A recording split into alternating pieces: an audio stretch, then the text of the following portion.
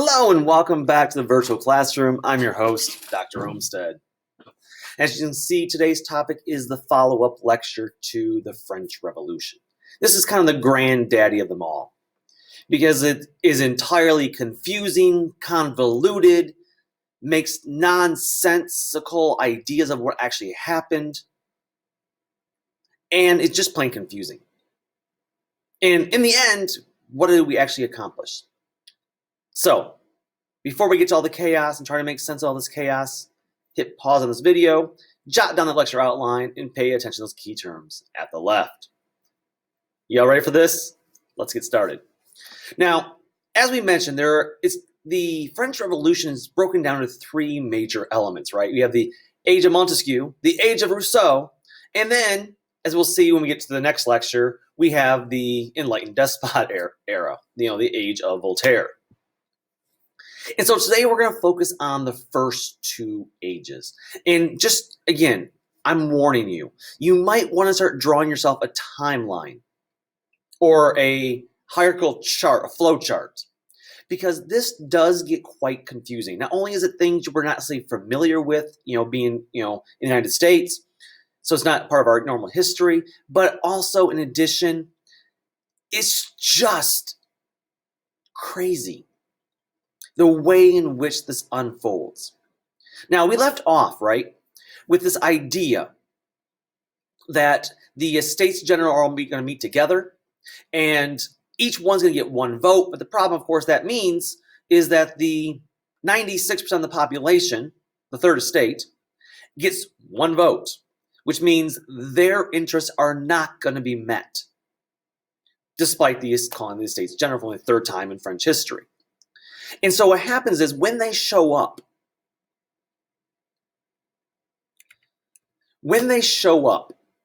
on June 17th, the king has refused to grant extra authority to the third estate. And on June 17th, 1789, the third estate declares itself the true National Assembly, the true government of France, legislative authority, of government. And on June 17th, the third estate, again, 96% of the population, again, this incorporates peasants, artisans, some middle-class merchants. There's some skilled workers here, but not nobility. And when we're talking this, we're not talking necessarily about the peasants yet. This is mostly your middle-class artisans, craftsmen, merchants. So they declare themselves to be the true National Assembly of France on June 17th, 1789. Well, when they do this, the king actually locks them out of their building, their meeting place. So they're supposed to get together and meet, talk about what they're going to do next, and the king locks them out. And so instead, they meet at a nearby indoor tennis court. Yeah, a tennis court. And it is there that they take what's called the famous tennis court oath. The third estate swears allegiance to remain together in unity until it had given France a new constitution. Well, a constitution in general. Now, this event on June 17th, 1789 is officially, if you want to count historical purposes, the beginning of the French Revolution. So all the stuff we talked about last time, that's all prelude, right? This is all leading up to the actual revolution.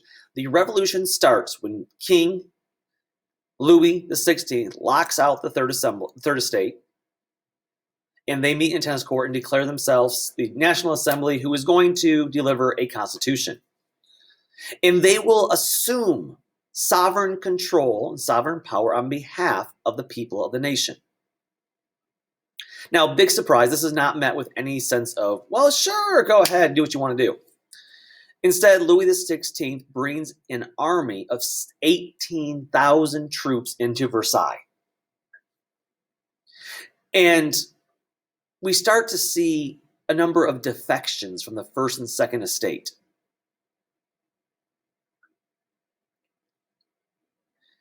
Because they realize that this is going to turn bad. And if they don't defect and join the populace, they're in trouble too.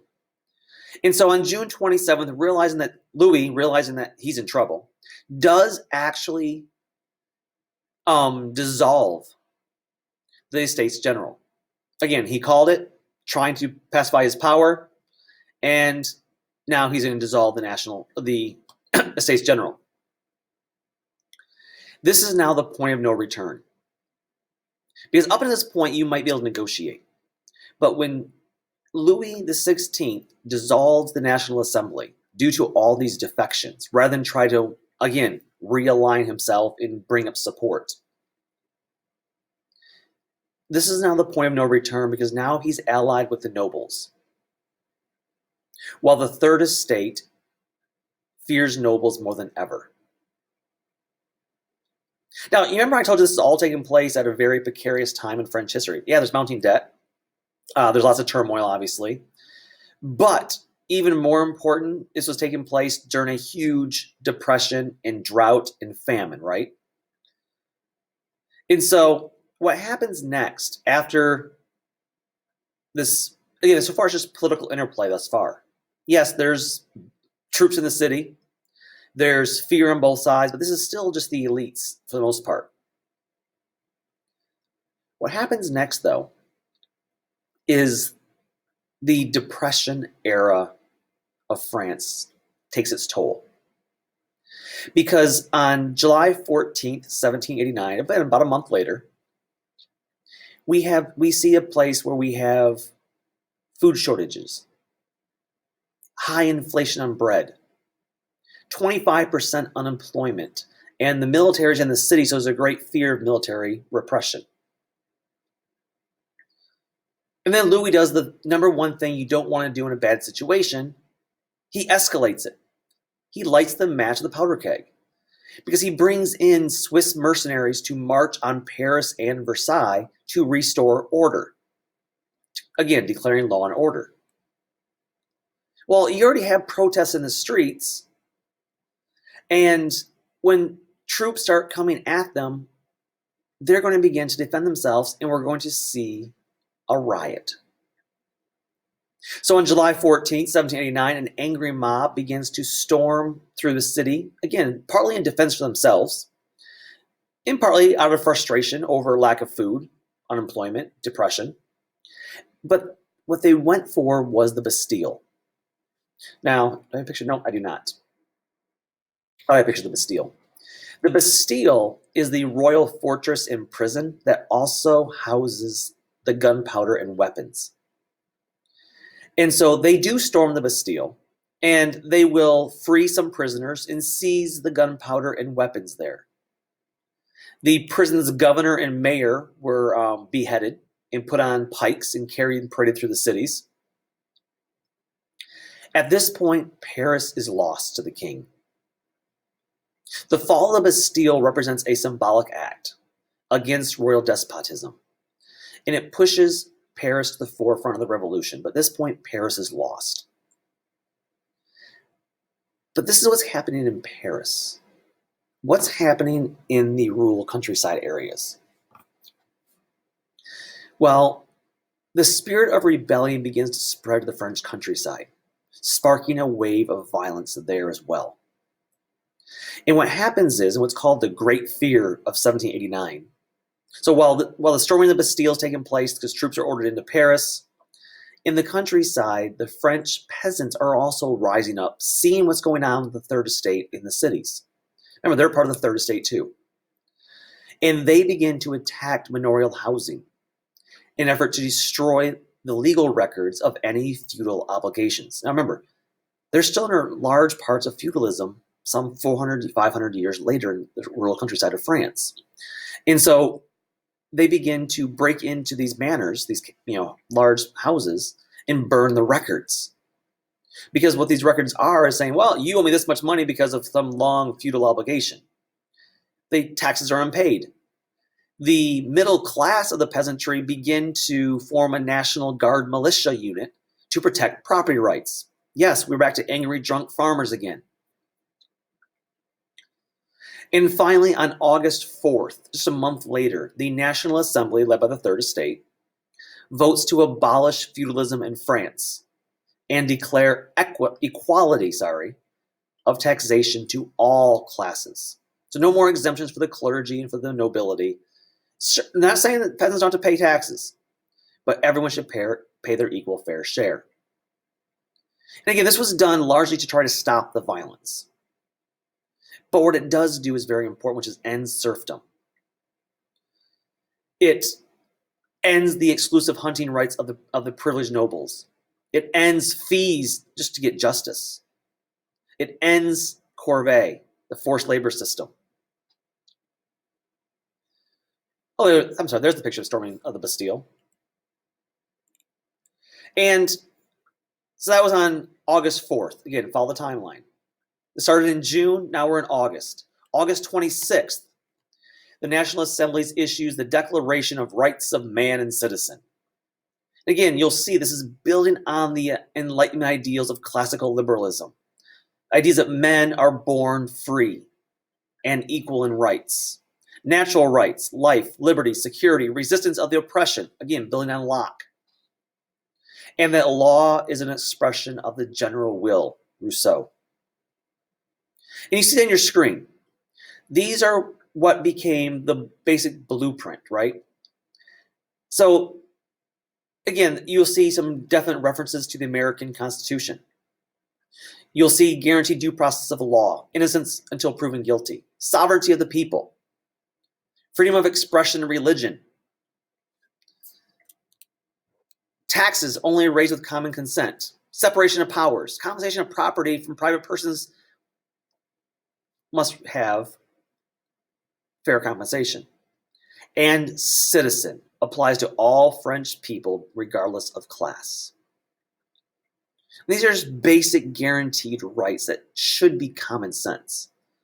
But it took the storming of the Bastille, riots in Paris, violence in the countryside to get this to this place. Now, one drawback, of course, of the Declaration of Rights of Man was it did not apply to women. They did not share in those equal rights. They could not hold public office or vote. And there were few that believed in gender equality. And again, there are few that will, of course, is Olympe de Juarez, who does compose a declaration, the rights of women. And she follows basically the official declaration in each of its 17 points and applies them to women in each case as well. So while women will not ultimately gain the right to vote, they will gain property, rights, inheritance, fees, again, three things. They gain property rights, inheritance rights, and divorce rights. Continuing with the women's theme, women are the ones who are going to really push it forward in the next month. So that was August 28th and in September with the response from women. In October 1789, women are the ones who are going to push the revolution forward because that problem with the bread shortage continues. Incited by Jean-Paul Marat, we mentioned him the other day, 7,000 women, along with the Paris National Guard, marched 12 miles from Paris to Versailles, demanding the king redress the economic problems, namely bread prices. Women invade the royal apartments. They slaughter the bodyguards while searching for Queen Marie Antoinette. The king and queen were forced to move to Paris to live at the Tuileries, the royal residence in Paris, and they fled Versailles. On the way back to Paris, the violent crowd chanted, quote, "We have the baker's wife, and the baker's little boy." Again, they want bread. They want just food to live. Finally, King Louis XVI meets with a group of women in the palace and signs a decree guaranteeing bread at a reasonable price. So what's next on the agenda? Next thing on the agenda is to create that constitution. Remember, the goal of the National Assembly back in June, when they declared themselves the National Assembly of the Third Estate, they did it with the tennis court oath to swear that they would form a new constitution. And this is what we need to do now. So the National Assembly then drafts a new constitution to make France a constitutional monarchy with a unicameral legislative assembly. So what's this mean? Well, they're going to become more like England, constitutional monarchy. However, they're not going to have a bicameral legislation like the United States. They're going to have a unicameral, one-chamber legislative branch, legislative assembly. The middle class will control the government through indirect method of voting and property qualifications. Only half of males over 25 are eligible to vote, and nobility was abolished. What they did do was divide France into 83 departments. Again, think of like we would say now counties or mini states. They divided into 83 departments, each governed by elected officials. For economic reasons, they embraced the metric system as a standardized weights and measure system. They outlawed strikes. Again, this is not overtly liberal. They did prohibit monopolies, though. And they created a new paper currency known as the assignats. Now, within this, they also created the Civil Constitution 1790, Civil Constitution of the Clergy.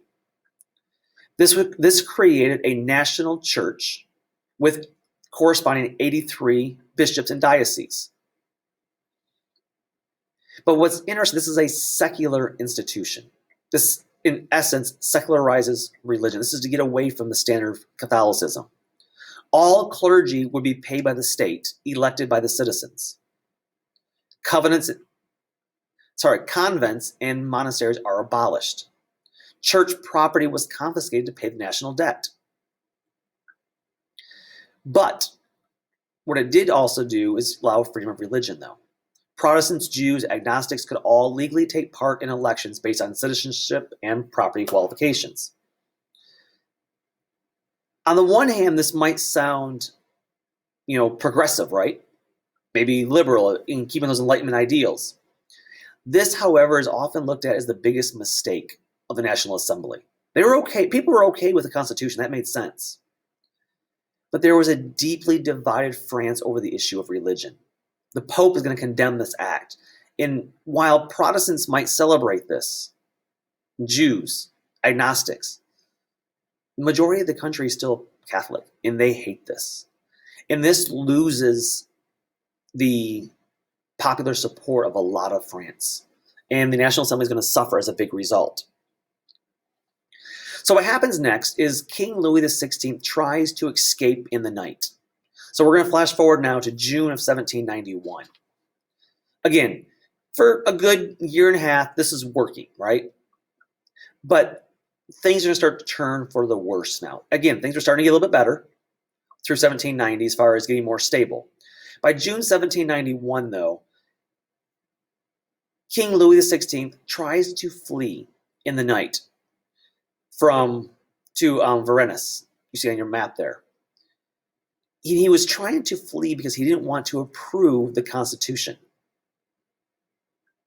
And what he wants to do is flee to avoid approving the Constitution and to raise a counter-revolutionary army.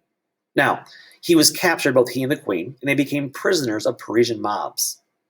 And he would be forced to accept the constitutional monarchy. Now, in 1791, we will change and form what is now called the Legislative Assembly. This is where things get more confusing. So up to this point, it's pretty straightforward. The first 2 years from 1789 to this point is pretty straightforward, what's happening timeline-wise. This is where things often for students get confusing because this is when we start getting into just the muck of politics. And this is where the revolution falters. Again, we start splitting into factions because the unity of the National Assembly begins to unravel. Because once they get what they want, which is the new constitution approved by the king, a constitutional monarchy is established in 1791,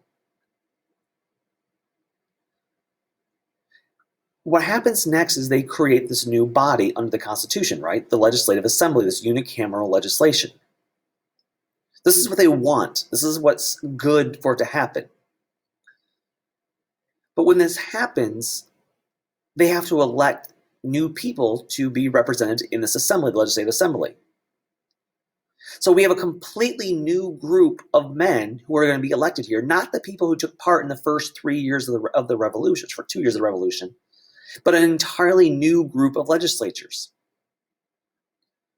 because the National Assembly, the Third Estate, agreed that no one in the group would take part in the new government, but that the new government should reflect the emergence of these new political factions of the revolution.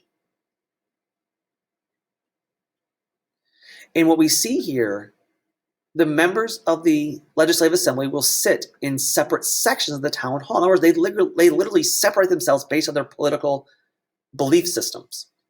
And what's formed, we have the left and right wing, and then we have some in the middle, the moderates. And so in the Legislative Assembly, there were kind of left and right wing terms. So the conservatives, the right wing, were those who still supported the king. They liked King Louis XVI. They wanted to maintain the monarch idea. They didn't want to go full republic. Then you have those in the center that sit in the center of the building. And then physically on the left side of the building are your radicals. The problem is, this is where that makes sense so far. You have the conservatives support the king, the moderates who are, we're not sure, and then we have the extreme, the left. But the left-leaning politicians break into two subcategories, known as the Jacobins or the Gironists. And these two groups have their own views, and you see them on your screen. The Jacobins are the more extreme. They want to overthrow the king and create a republic. So remember, they fought for 2 years, the Third Estate, the National Assembly, to get a constitutional monarchy. The Jacobins feel this has not gone far enough, and they're pushing to get rid of this new government and create a republic.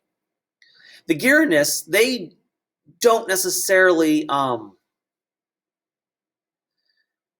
to go that far. They're okay with the new government, but they do want to get in war that will discredit the monarchy further and extend more revolutionary ideas and apply more. So they are extreme. They still want more changes to happen. They just don't want to just go to full republic.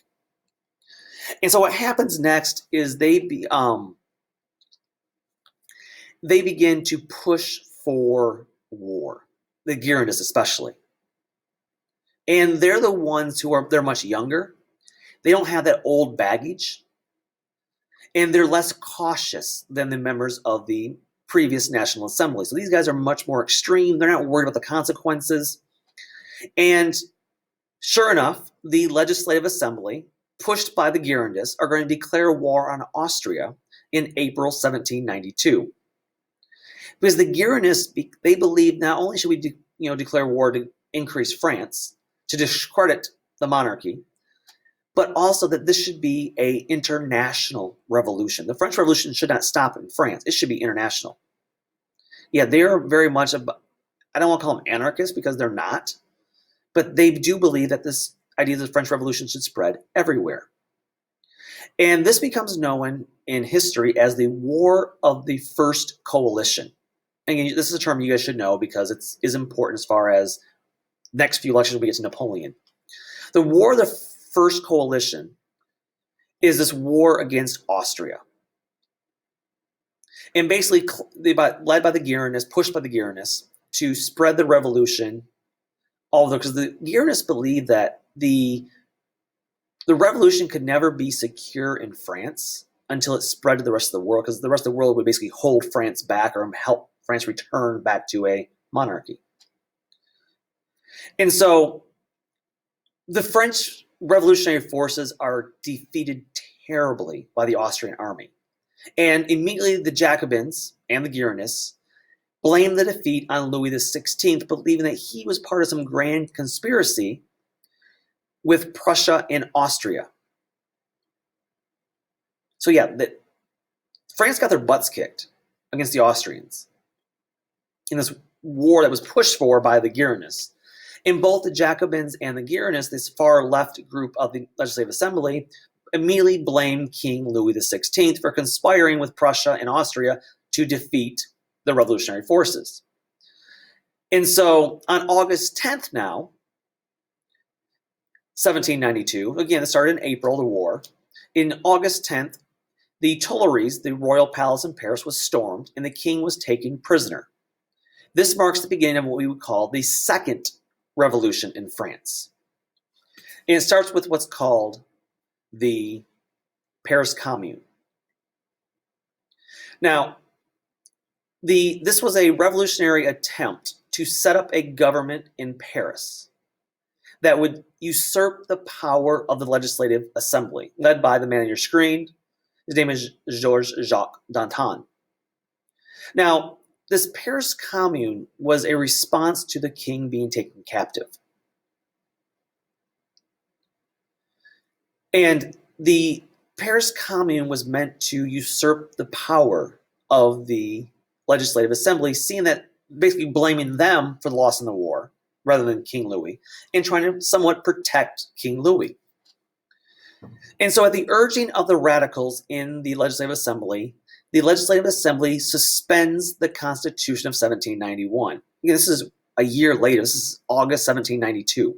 So within a year, the Legislative Assembly suspends the Constitution.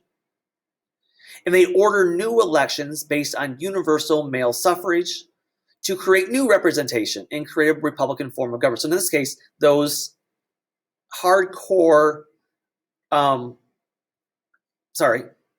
Jacobins win here, right? And they dissolve, suspend the Constitution, and declare France a republic. They want full universal male suffrage rather than only 50%. Create a new government within just a year. And this, of course, is in response to, this loss in the war and this formation of the Paris Commune. So how does the Paris Commune respond? Well, in response, the Paris Commune and those who support the Paris Commune these mobs begin to slaughter more than 1,000 priests, bourgeois, and aristocrats who oppose their program, most of whom were already in prison. This becomes known as the September Massacres because it bleeds into September. Now, this is where things just get even crazier now. This is when we enter the second phase of the revolution, the Age of Rousseau. So we were in the Age of Montesquieu, this idea of a constitutional monarchy. Now we're going into the Age of Rousseau, where we're going to try to form a republic. And so remember, at this point, we've suspended the Constitution. We've had the September Massacres. But in late September, and September 21st, 1792, France is proclaimed a republic. So in response to the Paris Commune, in response to the loss of Austria in the age of the War of the First Coalition, in response to the September Massacres, France is proclaimed a republic. The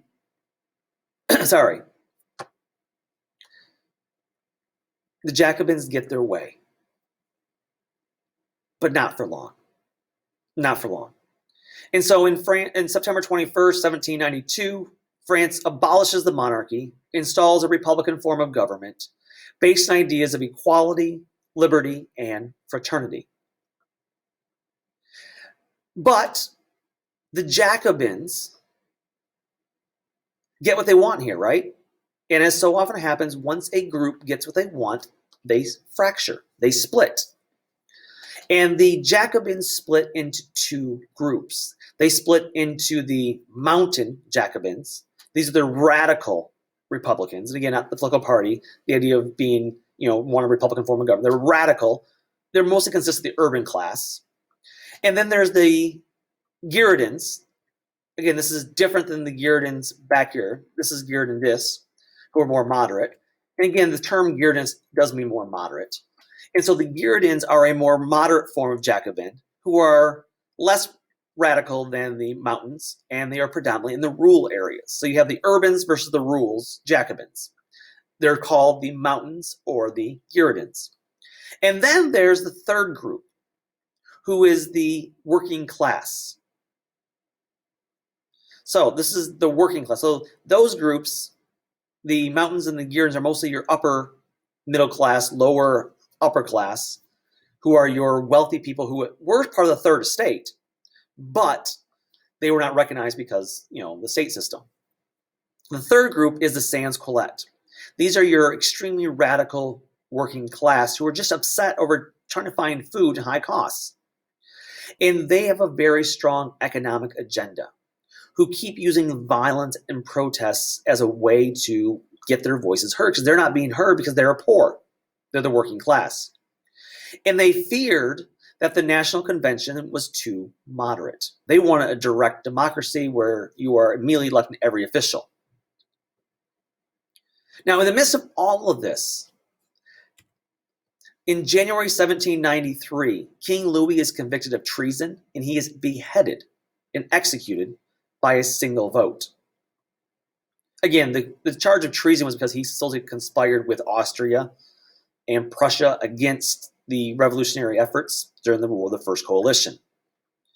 In May 1793, the radical Jacobins, are going to align themselves with the sans-culottes because they are also more radical. So this upper class radicals in the urban centers align themselves with the working class radicals, the sans-culottes, and they are able to oust the Girondins. And this largely is a result of this. See, when it came to the issue of trying King Louis, while he's ultimately beheaded, this was the favored position of the radical Jacobins, known as the Mountains, and the sans-culottes. They wanted King Louis executed for his crimes. The more moderate Girondists merely wanted to imprison Louis, not kill him. And so in response to that, the Jacobins, the Mountain, and the sans-culottes joined together and they begin to oust and kick out the more moderate, but still quite radical, Girondins from the National Assembly. In other words, they were deemed too conservative. And they were afraid that they would ally themselves with the royalists. And as a result, as you see on your screen, the Girondins began to flee Paris. And they began to work against the revolution. So again, they were for the revolution until the beheading of King Louis. But after that, they are being forced out of the National Assembly. And they are now being forced to flee for their lives. And they align themselves now against the revolutionary efforts. Again, when you get too radical, you create enemies, possibly. Now, by the summer of 1793, things begin to get violent. And again, this is just caused by complete unrest and the fact that they're fighting among themselves. We're fighting between the working class and the upper classes. And by the summer of 1793, they form what's called the Committee on Public Safety. Let me move this picture so you guys can see it's a little easier here. And in summer of 1793, they formed the Committee on Public Safety to become an emergency government to deal with the continued internal and external challenges, i.e. defend France, defend the revolution, but also defend France. And the Committee on Public Safety was led by one man, Maximilien Robespierre. And he is heavily influenced by the ideas of Rousseau, hence the Age of Rousseau. And he also closely collaborated with the sans-culottes, the working class. And so the law of Maxim, he proposed a planned economy to respond to food shortages and related economic problems. This makes the working class happy because they're going to have food, decent prices, stop having inflation. This is known as the law of maximum. And this would enable France then not only to be able to feed its own people, but be able to wage total war against any external enemies. It rationed and fixed the price of bread at prices that even the poor could afford. In effect, this is an early version of socialism. Remember the United States history, what happened in World War I and World War II, the OPA and WPA, fixed prices during the war so you can prepare for total war. This is what Robespierre was trying to do. But in the name of creating what he called a republic of virtue, Maximilien Robespierre basically lets power get to his head. Because he wants to create, under the Rousseau ideas, a republic of virtue. Under this idea, in the name of creating this perfect society, what he does is launch into what is called the Reign of Terror. And once again, I'll move my image so you can see the Reign of Terror. the most notorious event, of course, of the French Revolution. Now, in the name of creating this Republic of Virtue, Robespierre executes Queen Marie Antoinette, his rivals, and 1,000 of those who he perceived as a threat to the revolution.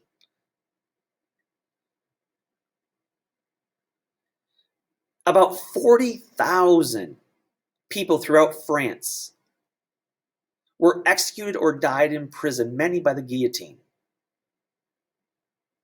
Executions became a spectator sport. This terror became a political weapon. And the funny part, look at the screen, it really was not directed at any one particular class. This was just a way to try to create in his mind the perfect model Republican society. And again, you might even argue he may have had good intentions for this, but you can't make a better society by killing people. That's not how that works. And so you see the stats. 8% were nobles, 14% were bourgeois, 6% clergy, 70% labor and peasant class, another 300,000 imprisoned. So 40,000 killed, 300,000 more imprisoned. And what the result of this over the course of this year was the creation of what he called the Republic of Virtue. And this was a new political culture under Robespierre to try to end religious division. And what he created was he basically got rid of all church. All ideas of organized traditional religions are gone. He replaces it with what he called the cult of supreme being. So in June 1794, he introduces the cult of supreme being. And he basically is a deistic national religion. So we're going to deism here. Again, found ideas of enlightenment, Rousseau, in which the Republic declared to recognize the existence of a God and the immortality of your soul. Other than that, that's pretty much it. Notre Dame Cathedral, by the way, was converted from a Catholic church into a temple of reason. And of course, big surprise, Catholics were now firmly against this national convention and firmly against Robespierre. Now, by July of 1794, again, religion becomes a turning point. The reign of terror was bad enough. That was unthinkable, unspeakable, terrible. But then you throw in the religious part of this now in June 1794, and now we have a fight. In July 1794, the working class radicals no longer supported him because he had been killing left-wing radicals as well. Some of the Enlightenment followers were influenced by Voltaire, who believed that, no, this is why we don't like Republican forms of government. We don't like democracy. We need a enlightened despot. And by the end of July 1794, Robespierre was denounced, arrested, and executed on July 28, 1794. And in 1794, we thus end the Reign of Terror in what's known as the Thermidorian reaction. And what happens next is a Thermidorian reaction in this case means we're going to have a significant turn back to the right now. So remember, we started out semi-middle. When we got to the age of Rousseau, we went far left. Now we're going to swing back to the right now. This is why, the idea of the Revolution of 1800 in the United States, when we transferred power from Adams to Jefferson, it was such a big deal.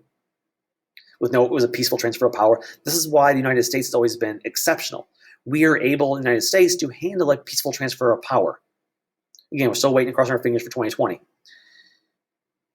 But this is why we succeed in the United States. This is why so many other countries have failed at this attempt, including France.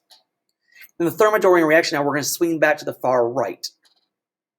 And the respectable bourgeois middle-class lawyers and professionals of the bourgeois begin to reassert their authority. The Girondins, those more moderate revolutionaries who are now working against the revolution, are now readmitted.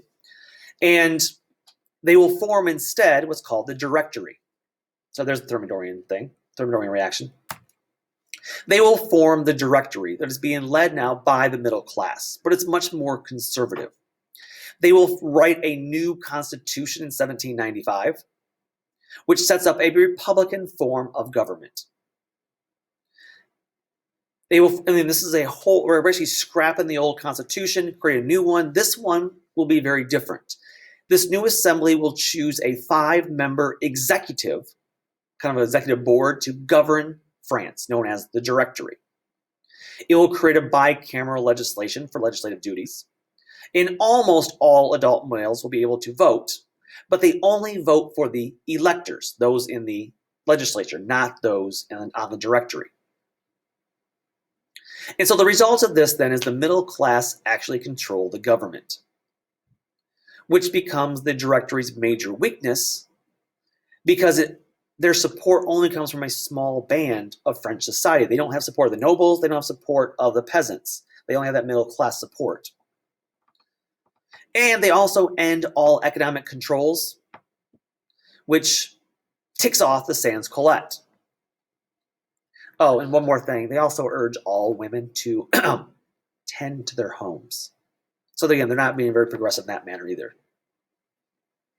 Remember, this is early 1795. By October 1795, the aristocracy attempt a royalist uprising.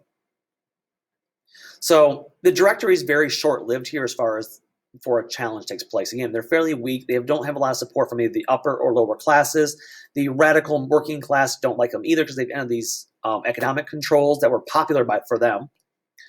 But again, this is a much more conservative group. In October 1795, the aristocracy attempt a coup, a royalist uprising to restore a monarch.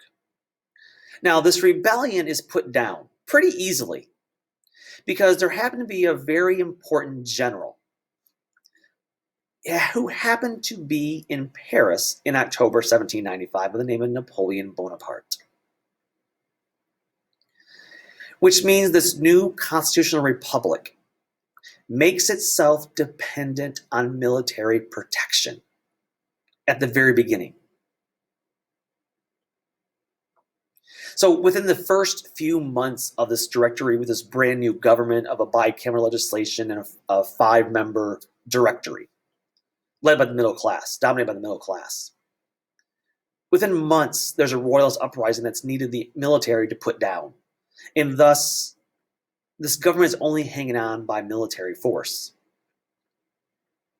from the very beginning, which is going to pose lots of challenges and ultimately, create problems. Now, there'll be a second challenge known as the conspiracy of equals. That's an attempt to overthrow the Directory, replace it with a dictator democratic government that would abolish private property and enforce equality. Early form of communism ideas here. So it's known as conspiracy of equals. Again, this is regarded as a precursor to modern communism. And so the elections in 1797 that take place. So let me back up one time. This conspiracy of equals arises in 1796. It is put down by the Directory without much difficulty. But in the elections of 1797, this fear of this prelude to communism, this conspiracy of equals, leads to a major victory for royalists. So in the elections of 1797, royalist members, people who believe in royalist political ideology, they make huge gains by winning large amounts of votes. And immediately, the results were annulled by the Directory. They declared null and void. They were fraudulent. They were illegal. Voting does not count. And so they remain in power by decree, essentially by a dictatorship.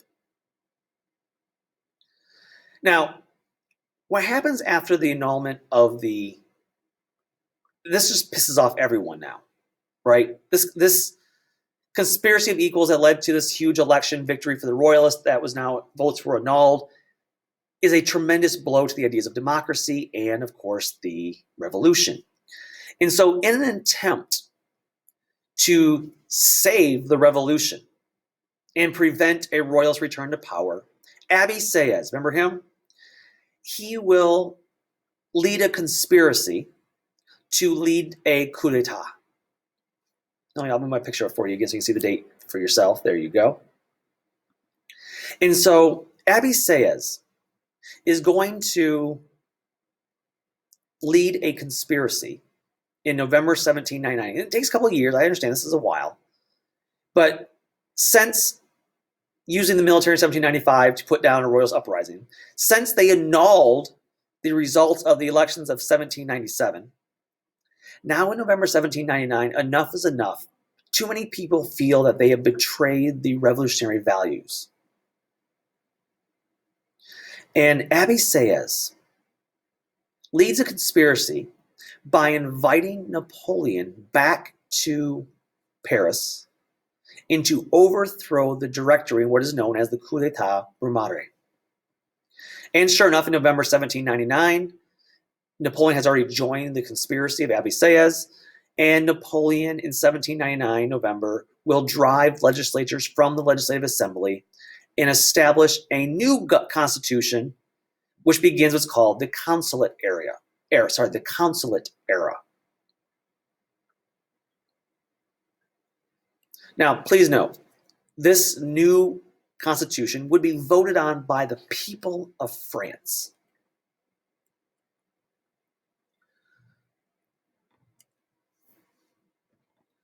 The Consulate era was going to be put in place, established by a general referendum election. And the results of this election were approved in a vote of 3,011,007 for it, in favor of it. So 3,011,007 votes in favor of this new Consulate era government. Opposed, 1,562. So 3 million to 1,500. Overwhelming support for this. But this might have been seen as a new beginning for France. Instead, on November 9th, 1799, Napoleon Bonaparte overthrows the Directory and puts himself in power. That's a topic for next time. So until then, take care and bye-bye.